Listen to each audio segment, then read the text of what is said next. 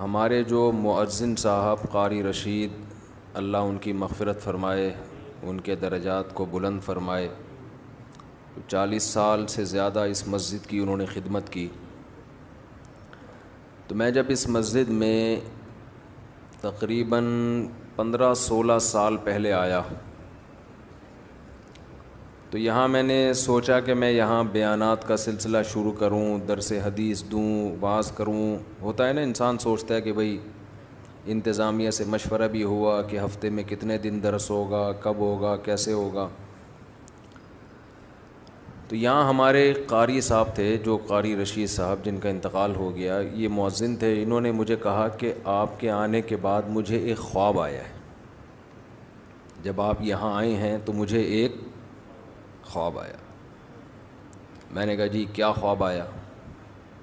اول تو مجھے کوئی کہہ دے نا مجھے خواب آیا ہے تو میں کہتا ہوں ابھی ٹائم نہیں ہے ہمارے پاس، ٹھیک ہے نا، پتہ نہیں کیا سنا رہا ہوگا بیٹھ کے،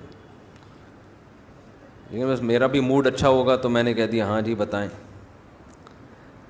کہنے لگے میں نے خواب میں دیکھا کہ میں اور آپ، یعنی وہ اور میں، کہیں جنگل میں جا رہے ہیں، کہیں سفر پہ۔ آگے دیکھا بڑے بڑے جنگلی جانور کھڑے ہیں، اژدہے اور ڈائناسور جیسے، نہیں خطرناک، شیر، چیتے۔ انہوں نے ہمارا راستہ روکا ہوا ہے، ہمیں آگے جانے نہیں دے رہے۔ کہہ رہے میں اور آپ کھڑے ہو گئے کہ اب کیا کریں، تو راستہ ہی بند ہے، اتنے بڑے بڑے اژدہے منہ پھاڑ کے کھڑے ہوئے۔ تو کہتے ہیں آپ کے ہاتھ میں قرآن تھا، تو کہیں غیب سے آواز آئی یا کہیں پتہ نہیں کوئی الہام ہوا، کیا ہوا کہ بھئی ان کو قرآن سناؤ، ان کو قرآن کا درس دو۔ تو کہنے لگے آپ نے قرآن اٹھا کے درس دینا شروع کیا اور وہ سارے جانور آہستہ آہستہ اپنی جگہ سے ہٹتے چلے گئے۔ تو میں نے ان سے کہا اس خواب کی تعبیر بہت واضح ہے، دین کی دعوت ایک حق کا راستہ ہے نا، اس میں جو رکاوٹ ڈالنے والے جتنے فتنے ہیں، فرقہ پرستوں کے فتنے ہو گئے، ملحدین کے فتنے ہو گئے، بہت سارے فتنوں کی قسمیں ہیں نا، جیسے جنگلی درندوں کی قسمیں بہت زیادہ ہیں جو آپ کو سیدھے راستے پہ چلنے نہیں دے، جو جنگل میں چلنے نہیں دیتے آپ کو، تو ایسے ہی فتنہ پرستوں کی قسمیں بھی بہت زیادہ ہیں۔ کچھ فرقواریت کی آگ میں جھلسائیں گے آپ کو، کچھ اسلام سے بدگمان کریں گے، کچھ اسلاف سے بدگمان کریں گے۔ تو اس خواب میں نے کہا اشارہ ہے کہ سب کا ایک ہی حل ہے کہ ان کو کس پہ لگا دو، قرآن پہ۔ تو اس سے آہستہ آہستہ یہ سارے خود بخود ختم ہونا شروع ہو جائیں گے۔ تو اس لیے میں نے درس قرآن کو کوشش کی ہے زیادہ فوکس کروں میں۔ پھر قرآن میں بھی آج کل مسئلہ یہ ہے کہ جو قرآن جس کے دماغ میں کچھ ہوتا ہے نا، وہ اس کے حساب سے قرآن سناتا ہے۔ میں اپنی مثال دے دوں، اگر میں نے دماغ میں 4 شادیاں مسلط کی ہوئی ہیں تو میں ہر آیت سے 4 شادیاں کشیدتا رہوں گا، ٹھیک ہے نا۔ یہ ہوتا ہے بعض خطیبوں کے ساتھ، ہر چیز ادھر ہی اٹھا کے فٹ کریں گے۔ میں نہیں کرتا ایسے، لیکن ہو سکتا ہے یہ نفسیات بن جاتی ہے انسان کی۔ بعض لوگ جو جہاد کے قائل ہیں، ہونا چاہیے انسان کو، وہ ہر آیت سے جہاد جس کا جہاد سے کوئی تعلق بھی نہیں ہے، اس سے بھی کیا نکالا جا رہا ہے، وہ پورے قرآن میں الحم سے لے کے والناس تک ان کا قرآن گھومتا ہے جہاد کے گرد۔ یہ بھی غلو ہے بھائی، جتنا جو چیز ہے اس کو اتنا بیان کیا جائے، جس کو جتنا رکھا گیا ہے نا۔ کوئی اس کو پورا تبلیغ پر، کوئی پورا سیاست پر، کوئی خلافت پر۔ اب تو سیاسی جماعتیں ایک دوسرے پہ فتویٰ لگانے میں بھی قرآن کا سہارا۔ آپ کا آدمی جب وہ غلطی کرے اس پہ قرآن کی آیتیں فٹ نہیں کرتے، جیسے ہی مخالف پارٹی نے وہ غلطی کی قرآن پڑھ کے سنانا۔ فرقہ پرست بھی یہ کام کرتے ہیں۔ آپ کی مخالف رائے پہ کوئی عالم چلا گیا تو فوراً یہودیوں کے علماء والی جو آیتیں ہیں وہ اپنے مخالفین علماء پہ فٹ کرنا شروع کر دیں کہ یہود و نصارہ کے مولوی یہی کرتے تھے، آج یہ مولوی بھی۔ تو ہر آدمی کوشش کرتا ہے اپنی جو ایک جس کو کہتے ہیں نا فرسٹریشن, جو ایک ٹھڑک ہوتی ہے, وہ ٹھڑک کس طریقے سے پوری کر رہا ہوتا ہے, لیبل کس کا لگ رہا ہوتا ہے, قرآن کا. تو میں نے یہ ارادہ کیا تھا. اچھا, ڈاکٹر اسرار احمد رحمہ اللہ تعالیٰ کی ایک اچھی بات یہ لگی کہ ان کے درس میں یہ عنصر کم نظر آیا.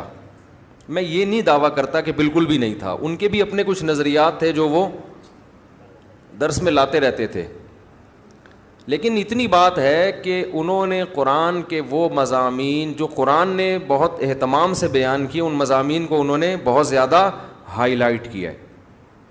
تو بہرحال میں نے یہ, اور بھی علماء ہیں, لیکن ہمارے علماء کا مسئلہ یہ ہے کہ وہ میڈیا پہ نہیں ہیں, ان کے درس اپنی مسجدوں کے اندر محدود ہیں. حضرت مولانا سرفراز خان صفدر صاحب رحمہ اللہ تعالی گجرانوالہ کے بہت بڑے عالم, نہیں علامے تھے وہ, اتنے بڑے عالم کہ آپ ان کی کتابیں پڑھو آدمی حیران ہو جاتا ہے کہ کیسا علم اللہ نے اور تحقیق کیسی دی تھی ان کو. جب میں نے ان کی کتابیں پڑھی نا تو میں نے کہا بھائی یہ ایک صفحہ لکھنے میں کم سے کم 1.5 سے 2 مہینہ لگا ہوگا, جو ریسرچ ان کی ایک پیج پر ہوتی ہے, جبکہ مکتبہ شاملہ بھی نہیں تھا, گوگل بھی نہیں تھی. ان کے بارے میں تھا کہ جب وہ تحقیق کرتے نا ان کو پتہ چلتا کہ یہ حوالہ مجھے ملے گا ترکی کے فلاں کتب خانے میں فلاں کتاب میں ہے, یہ یہاں سے کسی کو بھیجا, چل بھائی ترکی جا, فلاں کتاب نکال تلاش کر, اس کے فلاں صفحے میں دیکھ کے مجھے بتا کہ ہے یا نہیں ہے. سمجھتے ہو؟ تو ایسے ان کی تحقیقی کتابیں ہیں, لیکن ہماری عوام ان کو جانتی بھی نہیں ہے. کیوں بھائی؟ وہ میڈیا کا استعمال ہی نہیں تھا, لوگوں کو پتہ ہی نہیں ہے. اور آج کل جتنے لوگ فائدہ اٹھا کے نا اپنی تحقیق لا رہے ہوتے ہیں, یہ اصل میں ان لوگوں کی تحقیقات ہوتی ہیں, نسبت کس کی طرف کر دیتے ہیں, میری تحقیق, حالانکہ اپنی نہیں ہوتی کسی کی ہے, چوری کر کے اپنے کھاتے میں ڈال دی. محنتیں ان لوگوں نے کی ہیں جو دنیا کے سامنے ہیں ہی نہیں. تو میں نے یہ ان کا, میں عرض کر رہا تھا, ان کا بھی بڑا زبردست درس ہوا کرتا تھا.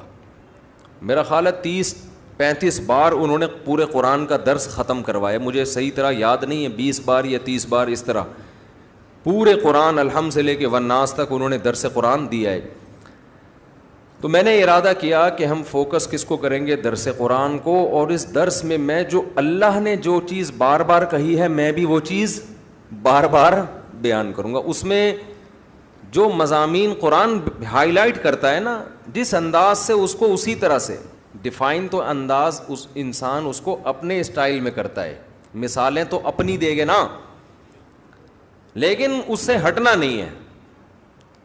تو میں آپ سے گزارش کر رہا ہوں کہ اسی سلسلے میں میرا جو چینل ہے نا مفتی طارق مسعود اسپیچز, اس پہ تفسیر کے لیکچرز ہیں, 8 لیکچر ہیں عربی گرامر کے.